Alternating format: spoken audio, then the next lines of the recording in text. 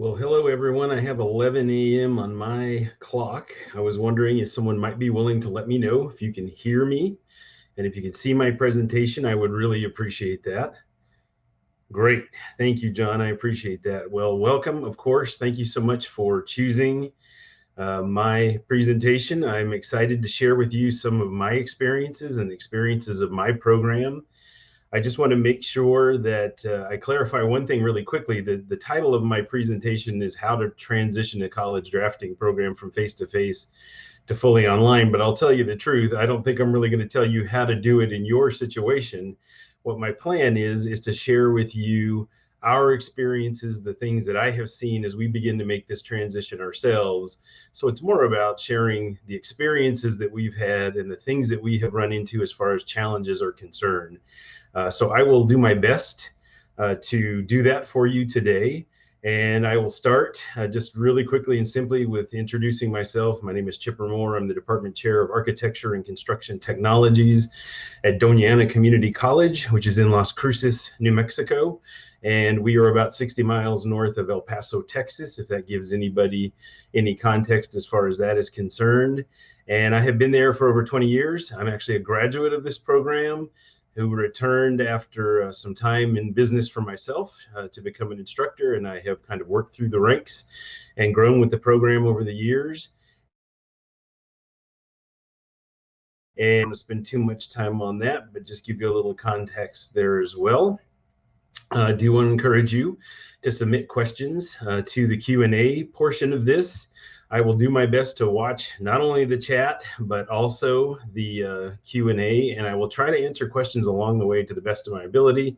But if I can't get that done, I'm happy to answer your questions afterwards, and you will have a chance to see my contact information, and I would certainly be glad to be able then to answer those questions for you as we go forward. So just a quick little overview of what I plan to talk about today and share with you.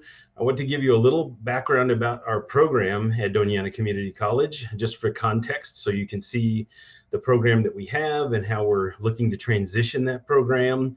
I want to share with you some of the challenges that we have encountered along the way, and challenges that maybe we've resolved, but also those that we're still grappling with. The technologies that we have utilized in that process and are exploring for utilization as we go forward. Also, the opportunities that we have discovered through this transition. And then, of course, again, some time for Q&A as we get a little further along into the presentation. So first, the program background. This has been a face-to-face drafting program at Doña Ana Community College for over 30 years. And that means that we were well entrenched in delivering this particular program, these particular courses that I'll mention here in a minute, in a face-to-face format for a very, very long time. And we found it to be, of course, very successful. I think that we got very good at it, and we're successful in delivering the content of a CAD program in that fashion, in that form, for a very, very long time. So anyway, I think that that is important. But anyway, it looks like I may have a little bit of an issue with my slide size here. Let me see if I can adjust that for everyone. So thank you, Amy. I will take just a moment and see if I can make that a little bit better. Hopefully that is a little larger for you and you can maybe see it a little bit better. So anyway, continuing on, I think a few things that I want to mention is, as I said, that the program has been existing for a very long time. We have 5 associate degrees. We have 6 certificates embedded within this program. They range from everything from doing architectural technology and that kind and style of drafting, to civil survey drafting, to mechanical drafting and solid modeling, to a pre-architecture program, to also a GIS certificate. And we are very much involved with trying to keep those certificates and those particular programs up to date, current, relevant to what our employers need, those kinds of things. And so that will give you, kind of the concept of the programs that we offer and the certificates that we have. We are very much focused on workforce preparation, trying to get students prepared to go to work for employers in our area. And that way, they are able to go out and find work as soon as they complete our particular programs. So that is really what we try to achieve with the focus of our program. But we also have options for students to transfer to area universities. So we work very closely with them as well. And we want certainly for those students to have the opportunity that wish to transfer to be able to do so and do so successfully. So that is really the focus in that sense of what we do as well. We have strong connection to our local industry and our employers. So we work very closely with them and try to make sure that they are giving us input and feedback, and that we hear from them often, and that we incorporate those things into our program.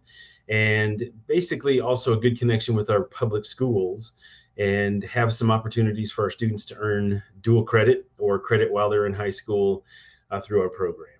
We serve probably on average as of today about 100 to 125 unique students. That has been higher at times, but that is basically the background, if you will, of our program, and the kind of folks that we serve, the number of students that we have, really our mission and our goal. And so, as I said before, it has been a bit of a transition for us. And so, having been so well entrenched in being a face-to-face program, you can imagine that this past spring was certainly a challenge for us when the whole COVID-19 situation arose. And we were suddenly thrust into having to deliver really half of our semester online. And we went on spring break. And when we were just beginning our 1 week spring break, we were told that it was now going to become 2 weeks. And after that, it became the rest of the semester. So for many of our faculty, this was difficult because they were they were certainly accustomed to teaching in person, teaching in that kind of environment. And that really was a challenge for us because that led us to needing to make this transition really, really quickly. So anyway, that is really the gist of what we faced and the background that we have in the transition. I hope that maybe the video and everything's looking okay. I'm getting a few little feedbacks here that things aren't looking so great. So I'm hoping that that has improved as we go. So a few of the challenges that we encountered, and I can tell you that that we encountered quite a few. One of the big challenges was faculty concerns and faculty issues where they felt like this was going to be a really tough thing for them to do, and especially in the short term. Our faculty were faced with making this transition, like I said, very quickly, and that was hard for us in the spring. And what we discovered also was that while our faculty felt like they were definitely computer literate and digitally literate, what they discovered when we had to make this transition was that they weren't as digitally literate and computer literate as maybe they thought. So that left us with having to get them up to speed quickly and having to help them make the transition that we had to make suddenly in the spring.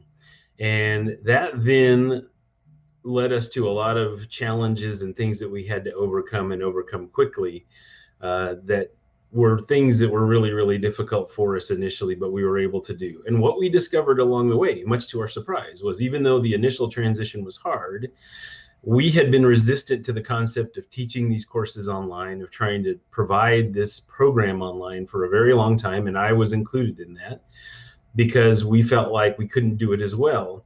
Well, after we got over the initial shock of the change in the COVID system and situation that we had to face, we discovered that we were far more effective at delivering this program online than we thought that we would be.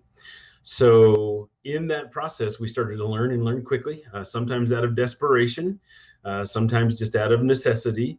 And we got up to speed and got our faculty up to speed quickly. And as the semester progressed and we finished it up, we were able to do so pretty successfully. Not 100% successfully, I think, to the level that we would like to have seen, but fairly successful. And so as that semester closed in the spring, we began to consider what we were going to face in the fall. We had some classes over the summer as well, and we decided to make the transition to an online program. And in doing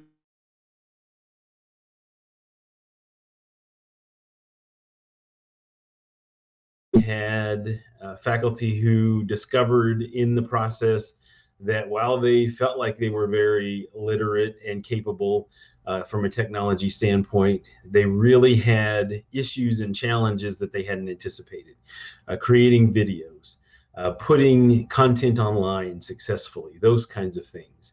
So one of the biggest challenges we had is taking a group of faculty who had been used to delivering classes face-to-face with minimal online components, and then basically having them transition to delivering this 100% online. So we had to approach those issues and look at those challenges and begin to find solutions for them.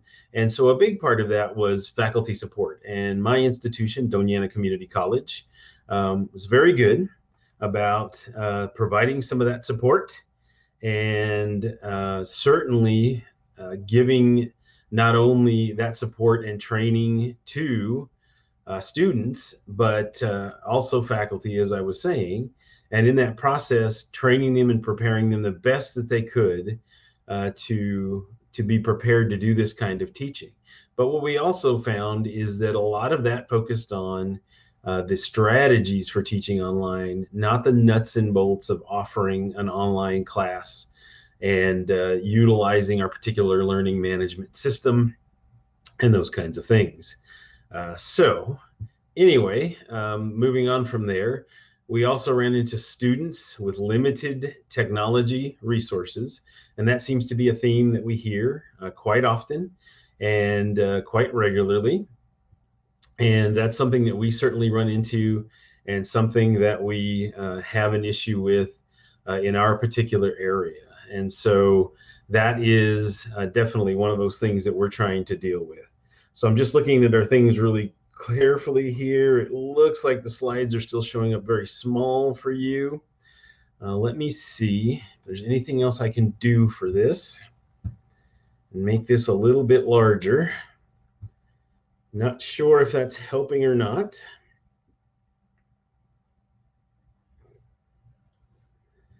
But I'm going to go ahead and see what I can continue to do here. It looks like that may not be working as well as I would like it to work. So let me go ahead and try to reshare.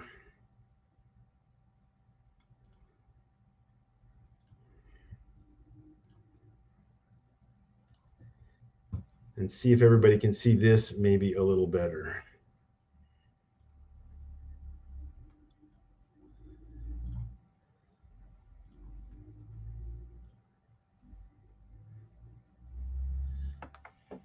Okay.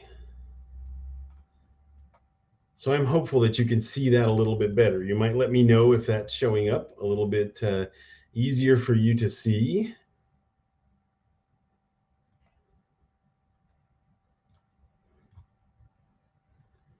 Hopefully a little bigger. Is that a little better?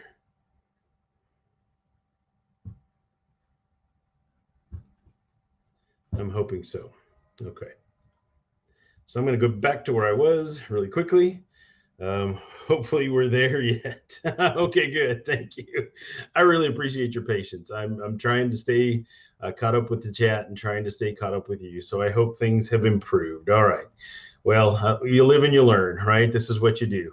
So here I am talking about faculty having challenges, and I'm having challenges myself, right? So thank you for your patience. All right. So going on back to what I was saying, we realized that our faculty needed a lot of support, and our institution was good at offering some training for that, but what they did was really talk about strategies for teaching more than the nuts and bolts of using our LMS and that kind of thing. So we have had to do a lot of support for our faculty through our own department in helping them get things set up, helping them make this transition, helping them move material and course content, from where they were teaching a class and delivering it basically face-to-face to trying to do this online successfully. Students with limited resources, I think, is where I was when we were making this adjustment. In our area, in the Las Cruces area, we're a relatively small community, 150,000, 170,000 people, but we're also potentially very rural very quickly. And what we found is there were many of our students from outlying communities that had limited technology, difficulty with getting internet access, that kind of thing. So that has been a challenge for us in making this transition, going from a face-to-face program to a program where basically the students need to have good internet access, and they also need to have a computer that will run the software for all of the different programs that we teach. The student support then was part of that, of course. One of our biggest concerns was tutoring for students, how we can help them to be able to get the kind of tutoring and the support that they need. And so we have been working through some of those problems, advising of students, meeting with faculty, office hours, the typical kind of things you might expect have also been a challenge, but it's been something we've been working on and trying to adapt to and use technology for that. And then the mentoring aspect of it. We were a very strong program and intend to continue to be a strong program in helping our students grow and become not only employable with the skills, but also just grow as people and as professionals. And so we didn't want to lose that part of it either, because that was terribly important to us. There were also some institutional issues that we ran into when we told our institution that we were going to make this transition. And one of those was the institution said, great, you're going to go online. Maybe you don't need all the computer labs and high-end computers and technology and equipment that you had before. And we had to help them understand that we still needed all those things. And I'll talk more about that in a few minutes. But in particular, our computer labs were critical for us, even though we weren't going to have students necessarily meeting in the classrooms like we had in the past. And I'll talk about this more in a little while. We were going to be having our students logging in remotely, potentially into computers in our building, in our classrooms, to utilize software, utilize equipment. And we had to help our institution understand that just because we were moving online and not having as many students physically on campus, we still needed a technological presence. We still needed equipment. We still needed things to support the program that we had used in the past, and even maybe more so going forward. That was pretty critical for us. And so that was kind of a challenge that we had at the institutional level, helping them understand that just because we were moving our program online did not mean we could just turn our building off and not use it anymore, in essence. The other thing that was a real challenge that I think for us that was a concern for faculty was we were very much involved and engaged with field trips, taking students out to construction sites, taking students to the offices of professionals like engineers and architects, those kinds of things, and on-site visits of some kind, tours of offices. We were not sure how we would handle that, how we could provide that to our students. We felt like that was terribly important for them as well. And so that was something else that we have been working on, and we have been looking for ways to get that done. And thankfully we have, as I said before, great relationships with our local businesses, industry, employers. So they have been a wonderful resource for providing videos and other things for us that we can then embed within our classes and share with our students. So those were some of the challenges we have encountered thus far. There'll be more, I'm sure, and we are certainly getting to those kinds of challenges each and every day as we continue to prepare for our fall semester to start. We do have a question that I see about how we got students to log into the computer labs and access to the software. I'll talk about that in just a few minutes. So if you can hang on, James, I'll get you that information and we'll get to that in just a second. So our challenges are many, and you would probably face and encounter similar challenges, if not others. So, thinking about that from the perspective of the challenges that we have run into, we also then begin to think about technology that would help us deal with this. And thankfully for us, we had been using Canvas as a learning management system for quite a while. And as I mentioned to you, this was really a fully online program. Now, I happen to be, in my role, one of the first faculty to start teaching some courses online.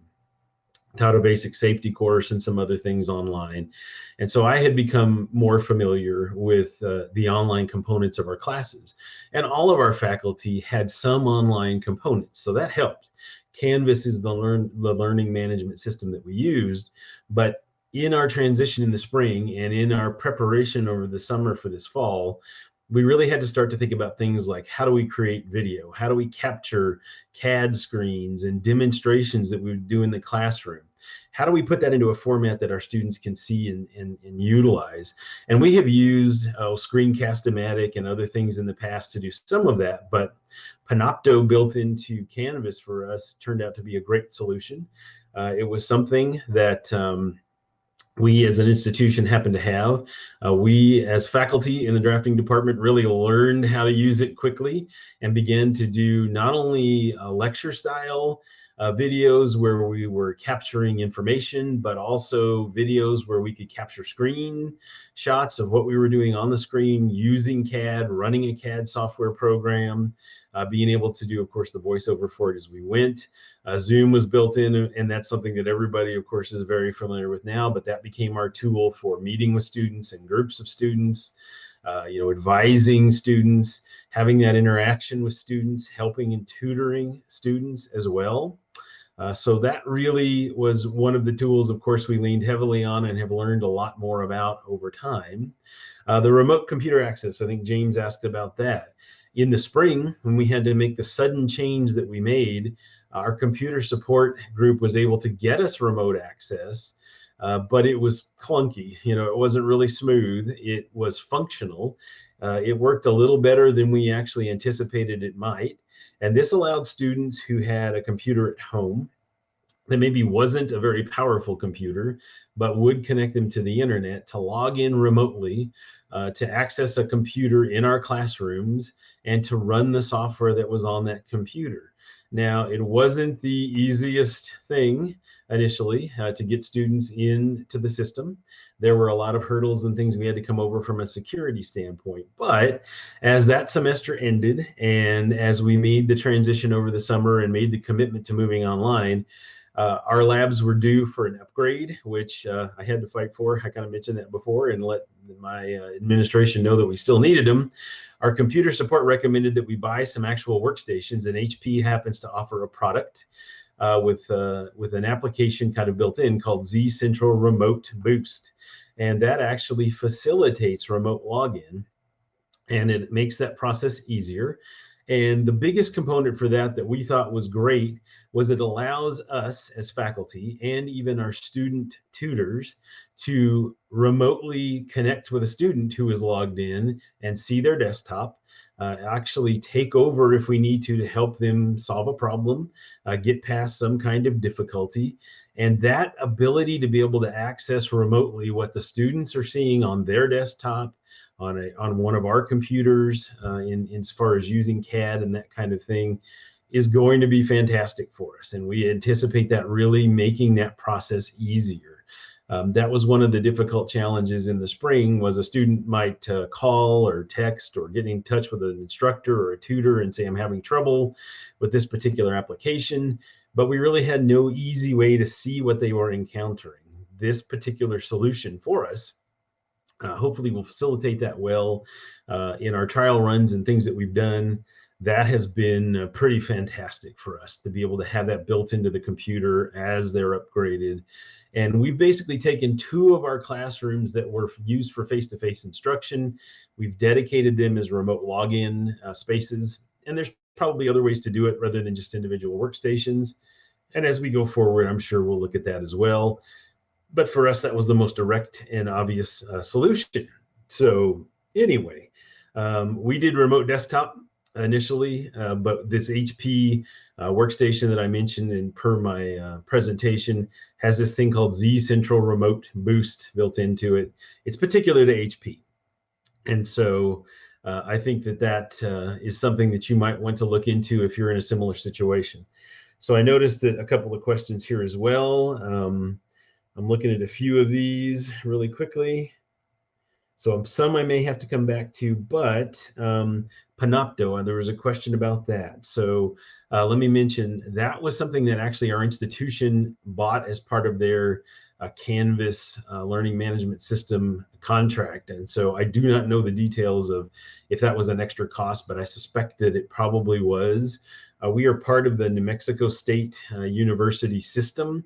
And so that actually is rolled out from NMSU as a university, and we as a community college have access to it. And so I think somebody posted something there, but Panopto is great. My experience with it has been fantastic. So rather than using a product outside of Canvas, Panopto is great because you create your video right there, stores it in the cloud, and then it's available in your particular Canvas course. So the next I want to talk about Solid Professor, and we're here for Solid Professor, of course, today, and I want to thank them again for this opportunity. But we have been using Solid Professor as supplemental instructional material for quite a while. In our basic CAD classes where we're just trying to teach 2D AutoCAD, we found Solid Professor immediately to be useful to us and something that we could utilize right away to help us flip the classroom in the very traditional sense of that context, and allow us to get some of the time in class that we were using to demonstrate the software out of the classroom and into the students' time outside the classroom. And so that's really where our relationship and our use of Solid Professor began. But as we moved forward, we started to use it more and more in other classes, and Solid Professor really has become critical for us in every phase of what we do. We use it in our basic CAD class. We use it in our mechanical drafting and solid modeling courses for not only the software related courses that Solid Professor offers, but the GD&T, 3D printing, design for manufacturing, lots of different great courses that are fantastic and that we really certainly appreciate.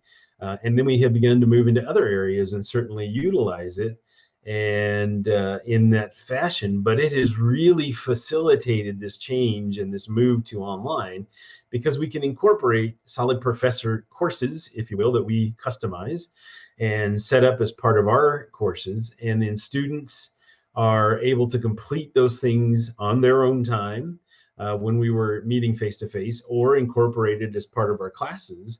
And it has worked out great because it gives us more time to be able to focus on some fine-tuning and some detailed instruction in utilizing the software in particular areas and ways, but really focus more on making that software tool something that the students can learn, and then we can use that tool to create the kind of drawings and models and things that we really want to get out of our particular students and out of our classes, and the skills that we really want them to have. So Solid Professor has been fantastic. I can't sing the praises of it strongly enough.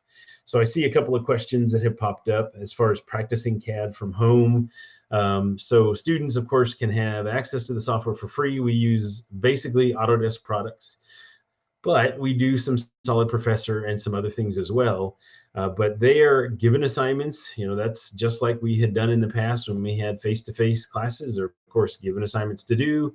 They work on those assignments. They get instruction to support those assignments, and they submit them. We grade them. We look at them. We give them feedback, and I'll talk a little bit more about that in just a second here when I get to a couple of these other things. But we basically treat it as if it is exactly like the classes we've had in the past, just the delivery method has changed.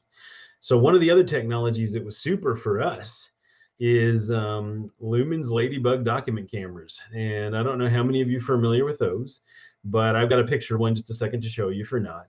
But it looks like a little desk lamp, and it is a document camera. And for us, one of the ways that I interacted with a student in the classroom as an instructor in a CAD program, and I teach primarily architectural technology courses, is if a student created a floor plan for a house, for instance, they might print that out for me on a sheet of paper. I might sit there with them or stand there with them, walk through that drawing, redline it, mark it up, give them feedback, give them things to correct, give them notes to think about. And we had this interaction between me as the instructor and the student from their perspective, looking at what they had created and giving that feedback was a critical part of what we felt made us successful and made us effective in our program. Well, we really struggled with how are we going to still do that in an online environment. And so basically, we found that these document cameras that we had used in the classroom for displaying images out of books and flat images that were on paper for some reason or whatever it might be up on the screen in the classroom, we realized that they could be utilized to capture that same kind of content. And these document cameras are great because they will record both audio and video. And so we could lay a drawing out. We could set up this document camera.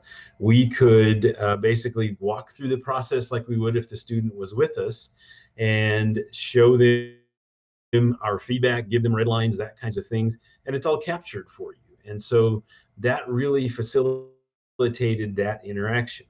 Our pre-architecture faculty also really enjoyed using these document cameras and have found new uses for them as they do a lot of hand drawing and those kinds of things that are hard to capture in a traditional video sense. These little document cameras have been great for that. And so I think that that's something that I wanted to share with you. We're starting to explore the use of Wacom tablets also for some writing, calculation, capturing, some of those kind of things. We're just now getting into that, so it's fairly new. But one of the other things that we've really utilized that has helped us out tremendously is cloud-based storage and collaborative tools like Autodesk 360, similar ones in SolidWorks and other things. One of the pieces of feedback we received regularly from our advisory committees, the groups that we gather from industry to come in and talk to us, is our students had great technical skills. Our students were able to use the software well. They had the ability to apply that software as a tool and the knowledge that they had. But I think the bottom line for us was we kept hearing from our industry partners that our students were not good at operating, in essence, in the cloud, right, online. And so we've realized that, hey, now we're going to move our program online. Now's a great chance to mirror that collaborative online kind of working environment. And so we're starting to incorporate more and more of those kinds of things into what we're doing as we transition to an online course delivery. But we see the added advantage of our students now can work and function in an environment that is a little more like the real world, the environment that you might be working in a class on a day-to-day, or not a class, I'm sorry, but in a job on a day-to-day basis in the real world. So that has been something that is developing, something that we're working on. And so I'm looking again at a few questions here that we have.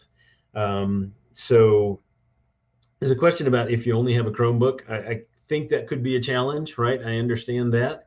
Limitations in software can be difficult. I know that we have successfully had some of the basic CAD softwares like AutoCAD run on fairly low-powered tablets and things like that that don't have necessarily the high-end capabilities for some of the more robust software packages. We've been successful at that. We may have a lot of technology. I know a lot of you, I see this from James, at your high school teachers potentially versus college teachers. Absolutely, we probably have some technology that you might not have. But I think some of this, for instance, that Ladybug document camera that I mentioned to you, it's about a $300 camera. There's some that are a little more expensive, but it's not a huge and expensive piece of technology. So the other thing is to just look at some of the other software packages too. We happen to use Autodesk because it's free. That's very useful for our students and then also for us as an institution. But of course, there's other softwares as well. All right, and I'll continue on, and because I know time's going to get away from us. So really quickly, just a couple of pictures. There's the kind of the bottom end, low end, entry level Ladybug document camera. They have more advanced cameras with lighting and certainly higher definition video capture capabilities. But this has been fantastic for my faculty, and I ended up buying quite a few of them. Like most of the technology that's related to online teaching, these things have become harder and harder to find as people snap them up. So if you have an interest in one of those, I would look at that. Of course, a Wacom tablet, which you may be familiar with, but that's great for capturing writing and notes and calculations and other things. I like it. It certainly worked well for us. We're beginning to get more into that as well. But again, not a huge investment of money for a pretty significant return. So I think as I kind of get closer to the end here, let me share some of the opportunities that we've discovered. So we had first some resistance to making this transition, some concerns, some need for support, both from faculty and students, things that we felt were going to be challenging, difficulties, training needed, all those kinds of things. Then we started to discover technology that helped us make the transition, and we're still learning about those as we go. And one thing I would ask is if any of you have discovered any great technology or solutions to delivering some of these kinds of things online, I would love to hear from you about that as well. So when we get to the end and you see my contact information, please feel free to share with me anything that you found that's been great. This is a challenge for all of us who teach these kinds of subjects. But I think that we discovered along the way, even though there were concerns, even though there was maybe some resistance, some challenges, we discovered a lot of opportunities. And those opportunities basically were to reach more students, number one. As I mentioned to you, we're not a large community. And we were really limited in how many students we could reach because they had to come to class. They had to be in class in person. And that meant that we were potentially missing out on a lot of students. Well, we have, in just this few months that we have begun to make this transition, we have been able to go from a local program to a much more regional program in the state of New Mexico and even into El Paso, Texas, even to a national program, which is amazing to me. I just shared with my dean here the other day that I registered a student from Washington, D.C., I registered a student from Virginia. I registered students from other places that we would have never been able to reach before, obviously, that we never would have been able to have as students. So that has been great because we've been able to reach more students, and students have found us. And our institution has certainly helped us with promoting our transition, but they have found us and they are interested. And so we're excited about being able to reach more students. The other thing that came up is I now have many students who are now coming from the military who are currently serving. Folks that were not able to participate in our program before because of the in-person requirement for being able to come to class and those kinds of things. Displaced workers are really reaching out for our program and are interested in that. So reaching more students has been fantastic, and that has been great for us. Also an increased convenience, obviously, for students, those that are working, those that have families, whose kids are staying home during this time because of school closure, that kind of thing. Those with long commutes. We can have students in our area that have a very long commute to get to school, and that can be a challenge. So that increased convenience has been great for our students. We have had a few students not happy about the transition, but far and away we've had many who are very happy about us transitioning from face-to-face and those kinds of things to a more online delivery. Also, we're able to model a more up-to-date online working environment. I mentioned that. Students are now needing to work with files, manage files, work collaboratively in the cloud, those kinds of things. I think it very much lets us create a much more robust, up-to-date online kind of working environment where we're trying to model that for students, have students function and function well in it. A good example that I would say I think is worth sharing is 3D printing. So we have 3D printers, and we certainly allow our students and encourage our students to utilize those printers, and we want them to be familiar with that technology. Well, when we were teaching our classes in person, basically what we were able to do is, of course, incorporate that in the classroom, and the students could sit there, watch their 3D print coming out, that kind of thing. Well, now we're treating it more like a 3D printing service where the students are given parameters. Their files have to meet those parameters. They have to be put in a particular format, of course, for printing, that kind of thing. But we still involve them in that they can send in their files, they can get them printed. And if they're at a distance, we might even mail something to them. But if they're local, they can still come by and pick them up, those kinds of things. So that modeling of that modeling of a online work environment has been great. And then the last opportunity that I would share, and I see a few more questions, and I'll be glad to get to those in just a few moments, and I'll answer them the best that I can. And those that I can't, like I said, I'll get to for sure. But one of the biggest opportunities that we discovered is an expanded pool of part-time faculty. We are not a huge program. I have basically 3 full-time faculty, including myself. The rest of my courses are taught by part-time faculty.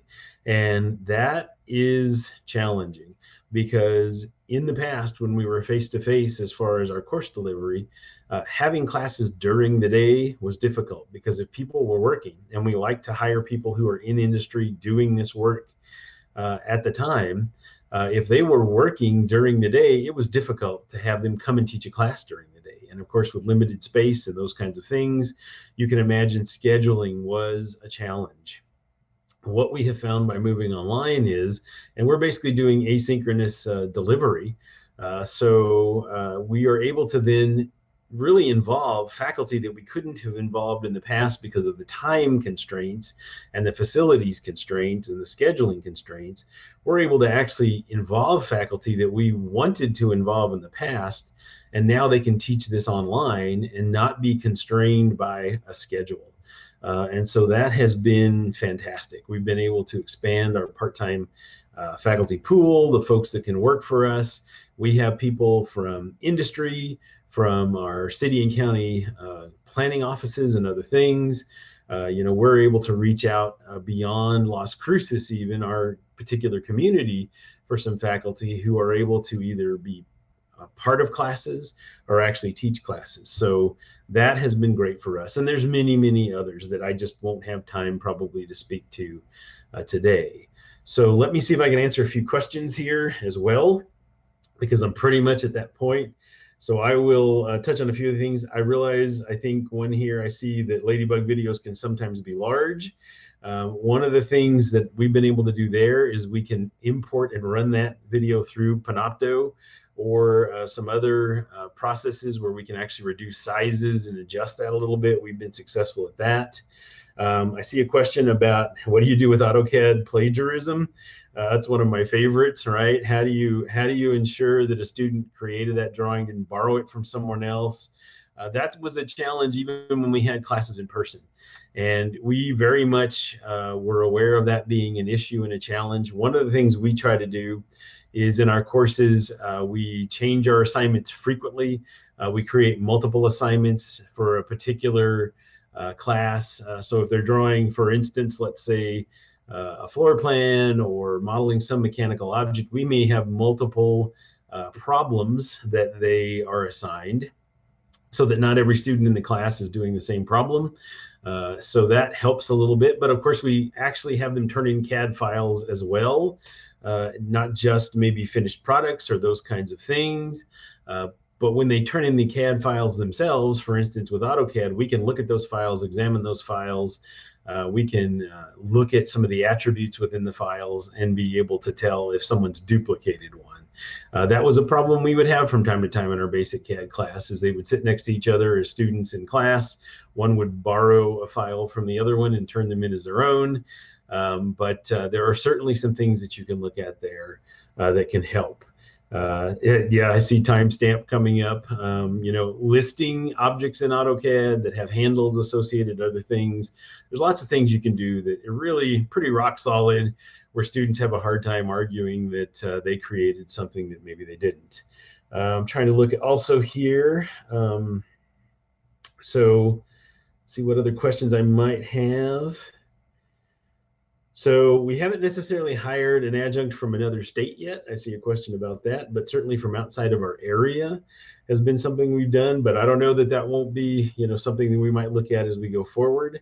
Looking at several other questions here. See a question about Panopto sounding familiar to Blackboard Collaborate, probably similar. I have not used Blackboard in many, many years, so I wouldn't be able to necessarily answer that one for you. Let's see what else I might see. Some of these I might have to get back to because I may not be able to answer them immediately here. So I think, thank you so much for your patience. I just want to go back to that for your patience and being able to look at those things. So I'm going to look at the Q&A real quick here and see what we have there. So just a few that I think are worth mentioning. So question from Amy. Thank you, Amy. Do you think the shift to distance learning will affect your program more long term? Oh yeah. I mean, I think this is a long term decision that we've basically made.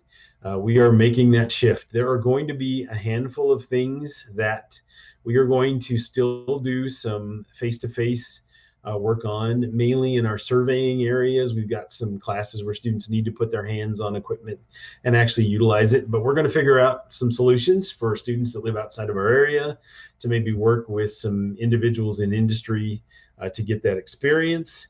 It asks a question I see here from George. Do you have to get permission from the parents to use Z Central?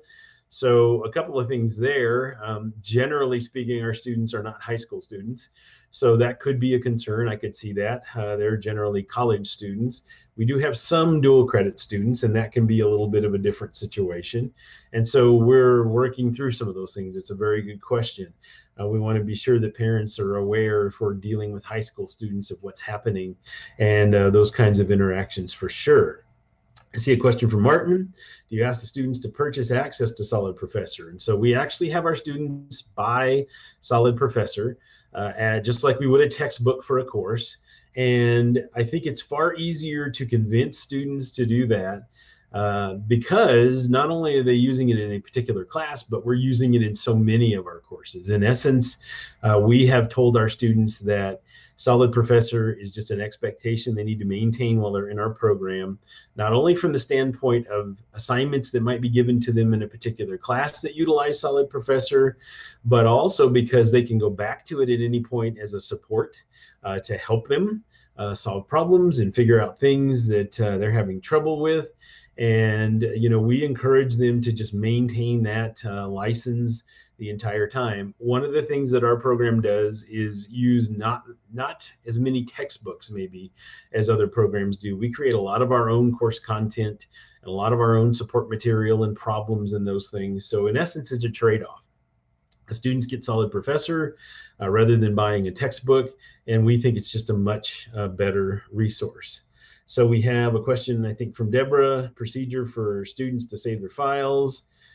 So basically, the way that works in the remote login situation is they can save it right on that computer they're remotely logged into, and then download it to their particular login that they have in their particular file storage area where they can retrieve it and save it at home. So hopefully that answers that question a little bit. I can get maybe more specific if you need me to and a follow-up to that. So I see a question here. How do you get your students to send you the file and then print it and use the document camera? Is this what you're doing? To some extent, yes. But I will say, Sabrina, that we also mark up drawings electronically. And we don't always necessarily print them out and redline them like we would, as I mentioned before, although I still, in some circumstances, really like that. And will often scan the marked up drawing and send back to them if that's what I need to do. But sometimes marking them up electronically or giving them feedback live is good when we can just log in and have a session with a student. So we try to combine multiple things. You know, it doesn't always work well to have to try to print something on paper and mark it up. Sometimes an electronic markup can work. Sometimes just being on with the student at the same time and giving them some immediate feedback is more effective. Let's see, what else? So we talked a little bit about, I think, those questions.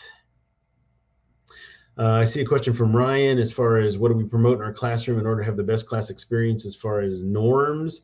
So as I said, we're doing this asynchronously, so our students will be able to log in whenever they would like. There will not be set meeting times for the students.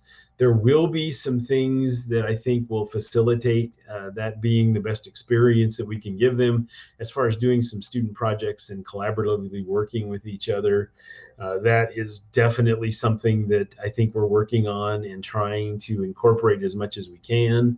And so, you know, that's really it. We have really been working hard in getting our Canvas courses, our LMS courses to be consistent in their design and in the way that they function. And our faculty are aligning kind of the expectations of when assignments will be given, when they'll be due, so that students will feel comfortable with that across the program.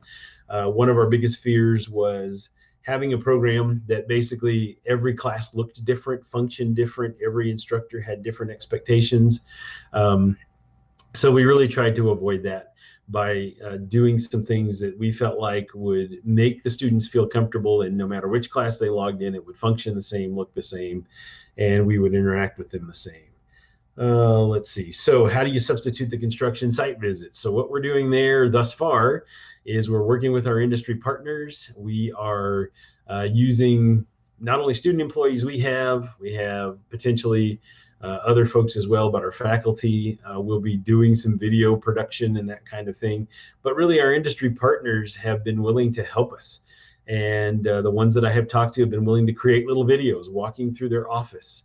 If they have a particular construction site that's at an interesting phase, being willing to record some video for us and get that video to us. So that's going to be our solution initially, and we'll see if we can do some other things from there. Had a question here. Have I used GrabCAD Workbench in the classroom? Something I'm not familiar with, James, so no, but I might look at that for sure. And question on markups. I think many times, I think there's 2 or 3 tools, and I would have to go back and look at those to see what we might particularly use. But we have been exploring, like I said, Wacom tablets and some of those things. But honestly, over the years, I've actually used AutoCAD itself and other CAD softwares to just kind of go into drawings and do some marking up and giving students some feedback with just creating a different layer and dropping some content and comments in and using revision clouds and things along those lines. But also Autodesk has some products where, for instance, management or design professional can open up a drawing and it's got redlining tools and things in it. So that might be one way that that we would do that. All right, so I think other than that, I'm looking to see if I missed anything. I hope that this has been of use to you. I really hoped that I could share a few things that might be something that would help you think if you're thinking about doing this, if you're preparing for this. So I would say that as far as my presentation is concerned, that really wraps it up for today. Here is my email address. Here is my phone number. I would be happy to hear from anyone. And if there's some particular questions that I didn't get answered, I would be happy to do my best to answer those as we go. And again, I thank you for your time. And I think I'm at the point that I probably need to finish up so you can move on to your next one. So thank you again. Again, reach out to me. Happy to hear from you. And I would love to hear any solutions you might know about. So I wish you luck if you make this transition. It's challenging, but I think in the end, it's going to be worth it for us. So thank you all. All right. Bye-bye.